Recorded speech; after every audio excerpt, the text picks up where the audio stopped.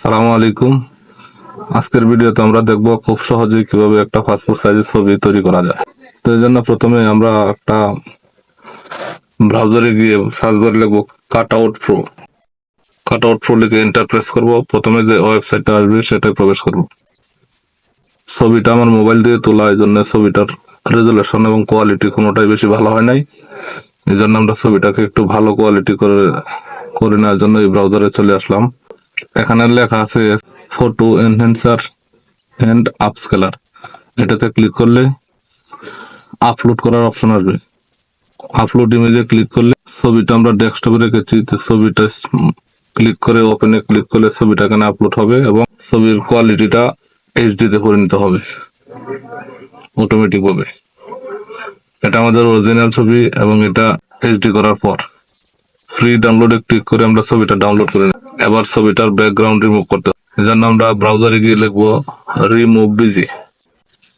Remove BG লিখে click করার পর রিমুভ ইমেজ ব্যাকগ্রাউন্ড, আপলোড ইমেজে ক্লিক করে আমরা ডাউনলোডে গিয়ে যে ছবিটা আমরা ডাউনলোড করে রেখেছি সেই ছবিটা সিলেক্ট করে আপলোড করে দেব। তো অটোমেটিক ভাবে ছবির ব্যাকগ্রাউন্ডটা রিমুভ হয়ে যায়, একটু সময় নেবে।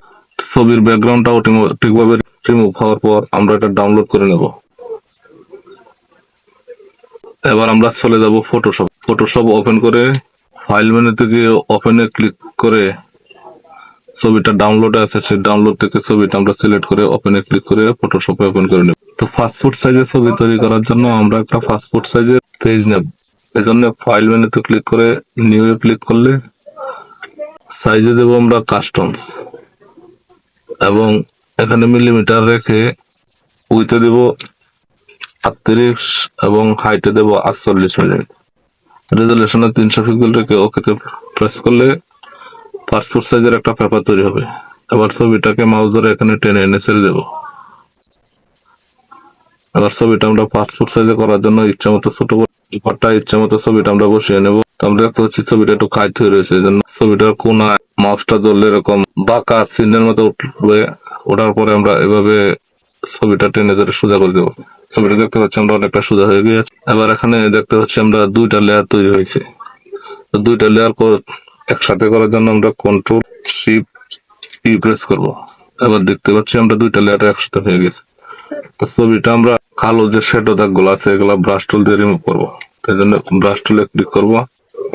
এখানে আমরা অপাসিটি রাখবো 20 বা 22 এবং ফলো রাখবো 100। যেই জায়গায় ছবিটা পরিষ্কার আছে সেই জায়গায় মাউসটা রেখে অল্টারে চেপে ধরে মাউসে ক্লিক করলে এই জায়গাটা কপি হবে।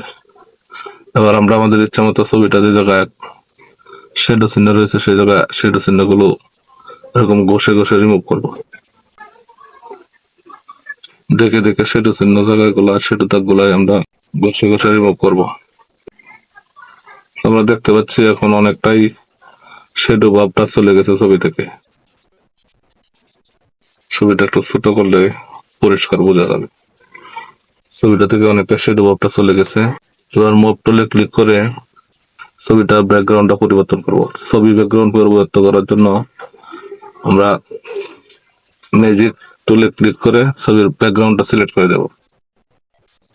এখানে দেখতে পাচ্ছি চুলের একটু বাড়তি থাকার কারণে একটু বাড়তি সিলেক্ট হয়েছে, তো আমরা শিফট বাটন টেপে ধরে এই বাড়তিটা কমিয়ে দেবো যাতে চুলটাও কেটে যায়। এবার আমরা মুভ টুলে ক্লিক করব।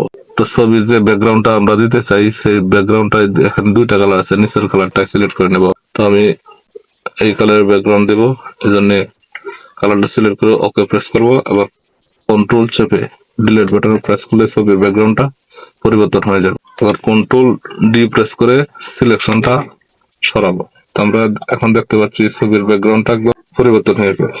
এবার আমরা ছবির চারপাশে একটা বর্ডার তৈরি করব, বর্ডার বা স্ট্রোক। তো বর্ডার বা স্ট্রোক তৈরি করার জন্য কন্ট্রোল এ ধরে পুরো ছবিটা সিলেক্ট করব। তারপরে এডিট মেনু থেকে স্ট্রোকে ক্লিক করব। স্ট্রোকে ক্লিক করে এখানে 10 পিক্সেল বা 15 পিক্সেল 5 পিক্সেল আপনার ইচ্ছা মতো রেখে এই কালারটা পরিবর্তন করতে হবে।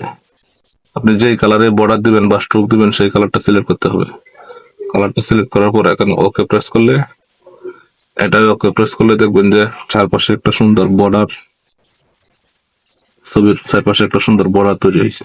এবার ছবিটা আমরা প্রিন্ট করে নেব। তো ছবিটা প্রিন্ট করার জন্য আমরা প্রথমে ফাইল মেনুতে গিয়ে নিউ এ ক্লিক করে A4 সাইজের পেপার সিলেক্ট করে নেব।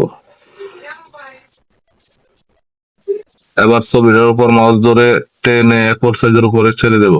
ছবিটা পেপারের এক কোনায় বসিয়ে আমরা যে কয়টা ছবি প্রিন্ট করতে সেই কপি এখানে করে নেব। এই জন্য ছবিটাকে কপি করার জন্য অল্টার বাটনে ক্লিক করে মাউস দিয়ে টেনে ছবি কপি করতে পারবো। আবার অল্টার বাটনে ক্লিক করে মাউস দিয়ে টেনে ছবি কপি করে নেব। আবার অল্টার বাটনে ক্লিক করে মাউস দিয়ে টেনে ছবি কপি করে নেব। তো আমরা 4টা ছবি প্রিন্ট দেবো। প্রিন্ট দেওয়ার জন্য ফাইল মেনুতে গিয়ে প্রিন্ট উইথ প্রিভিউ তে ক্লিক করব।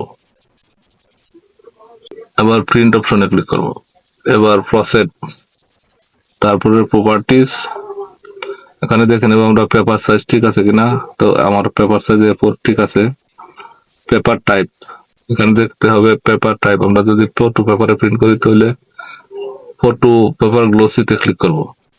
এবার এখানে কোয়ালিটি, আমরা যদি প্রিন্টারটা আমাদের পুরাতন হয় তাহলে হাই কোয়ালিটি, আর যদি প্রিন্টারটা নতুন হয় তাহলে স্ট্যান্ডার্ড কোয়ালিটি দিলে চলবে। কালার, এখানে কালার সিলেক্ট করে ওকেতে প্রেস করব। এখানে ওকেতে প্রেস করলে ছবি প্রিন্ট হতে থাকবে।